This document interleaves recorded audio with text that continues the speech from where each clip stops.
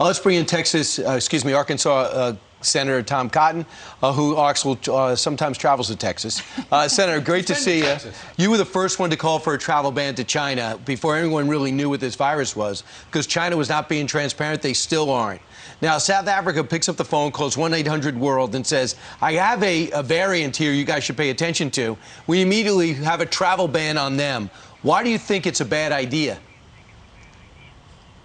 Well, what President Biden did over the weekend is a typical half measure that reflects the incompetence of this administration. If you want to implement a travel ban, it needs to go into effect immediately. Exactly. That's what most European nations did that implemented that travel ban. If you don't want to implement a travel ban because you think the virus is already here or that it's counterproductive, then you shouldn't do so. But this is yet another incompetent half measure. As you said, Brian, last January, when the Democrats were wasting the American people's time with the impeachment trial of President Trump, I was trying to sound the alarm about this virus.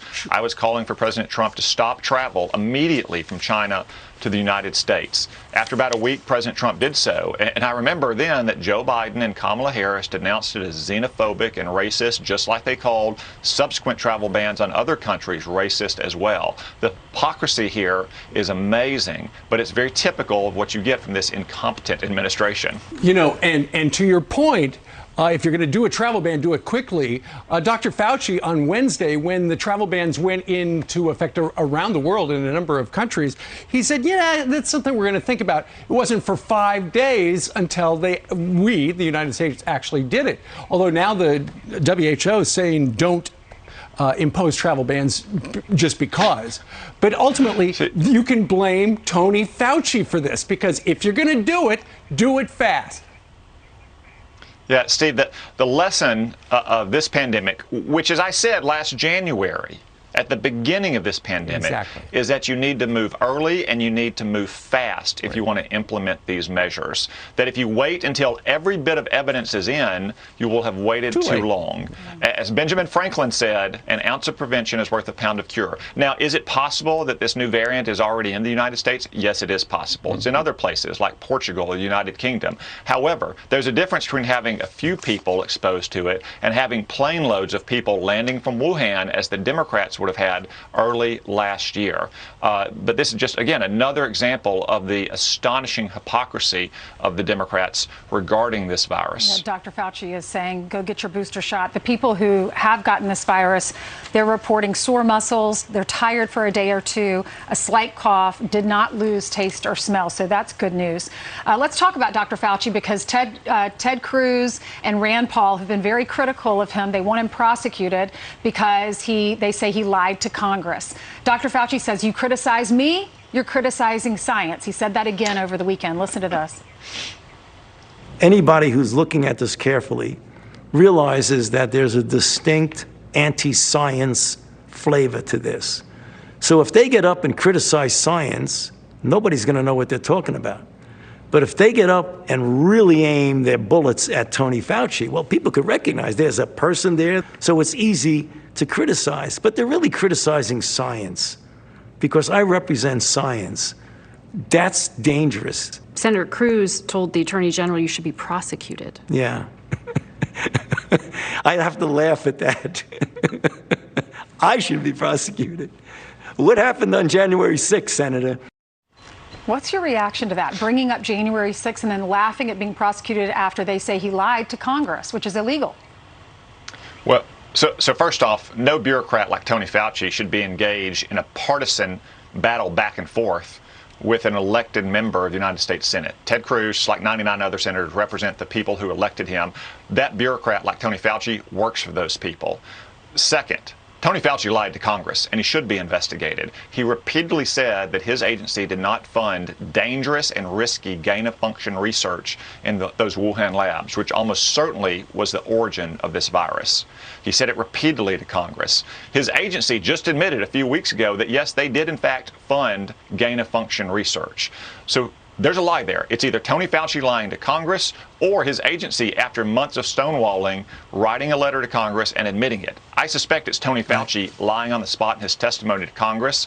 He put the American people at risk by funding this dangerous research, which was happening under the Obama administration, which he thought he knew better than the people's elected representatives. It's just another example of how these bureaucrats think that they are the science, that they represent the epitome of knowledge, and those grubby politicians like the President of the United States and United States senators and representatives have no business telling them what to do. That's not the way our democracy functions. And Senator, think about this. The ego involved when someone says, I represent science. Science is a moving target. It takes in constant data. They're constantly changing. If you challenge his hypothesis, I'm challenging science? No. What if another scientist, or is another scientist allowed to challenge another scientist on different theories? His theory, if you challenge it, you don't like science.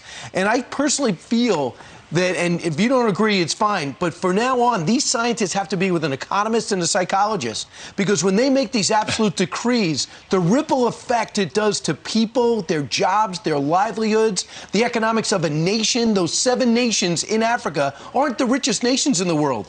They really have to wonder if they should have been transparent. If you're going to ban people from coming from their countries in 2 days from when they be transparent, which we asked China to do and they weren't. Yeah, I mean, his preening self-regard is just incredible. And even if you agree with his scientific interpretation, the idea that Tony Fauci remains a credible and impartial messenger for the Biden administration to speak to the country is preposterous. But, Brian, you get to a deeper and important point about these bureaucrats. Is a so-called expert like Tony Fauci becomes an expert by spending his entire life studying a very narrow slice of knowledge. In his case, infectious diseases. He knows nothing about the economy. He knows nothing about psychology.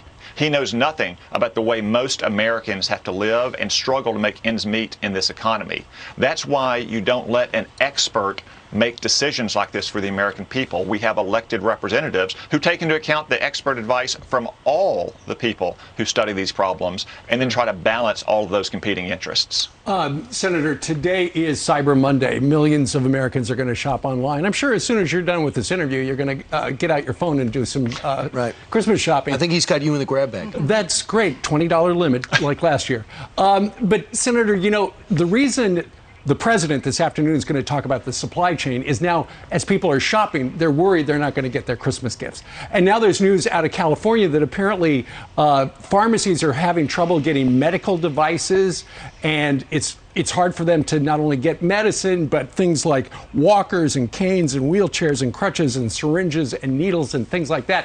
I was in New Jersey at my pharmacy trying to pick up a prescription on Saturday, and there was a sign that said the pharmacy was closed. And I asked the manager, I said, what's the deal? And he said, we'll try to be open tomorrow if we can find a pharmacist who wants to work.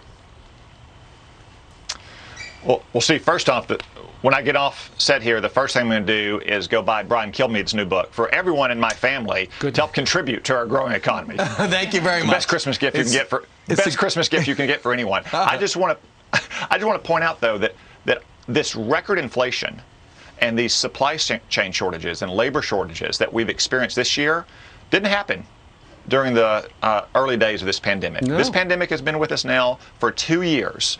The record inflation and the supply chain shortages have only happened under the Biden administration, and they're a result of the Biden administration's policies. Look, I hope Santa brings every child in America exactly what he or she wants. But when you're talking about things like prescription drugs and pharmaceutical supplies and medical supplies, it's not a matter of kids getting Christmas gifts. It's a matter of life and death. And that's just another reminder that over the last 40 years, we have spent way too much of our manufacturing capacity to China. We need to bring it back to the United States so that we have the ability to make the goods that our people depend on. We're talking about basic ingredients for drugs that are life-saving. Can I just say that's leadership? That would be a leadership moment for him, not to react to supply chain problems. He's going to call a press conference today at 3:45 to talk about supply chain. Leadership is that. Bring our chip makers home. Well, over the course of the next 3 years, manufacturers going to come. This is how we're going to do it. Not just rhetoric. The plan going forward. That's what the American people want. A plan going forward, not reacting to poll numbers.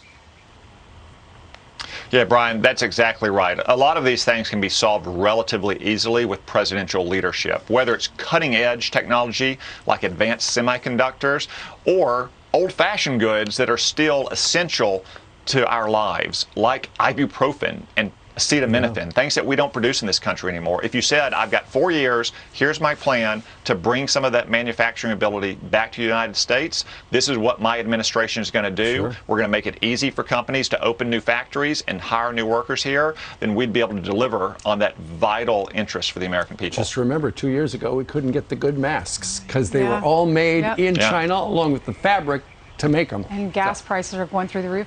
Good Yep. thing Santa doesn't need gasoline for his sleigh, right? Just He's got- reindeer, He's got Rudolph. reindeer food. That's right. Bale But of hay. Yeah, if you watch Elf, isn't it by good motivation, happy thoughts? Couldn't that fuel the sleigh in Elf? Do you remember? We did just Happy watch it. thoughts This, are always Remember it helpful. crashed in Central Park Yes, because people yes. were not giving up on the Christmas? Not That's an right. actual fact-based movie. Oh, I didn't know. It's hard to know the difference. Hey, Senator, thank you very much. Thank you all. Thanks, Senator. Okay. All right.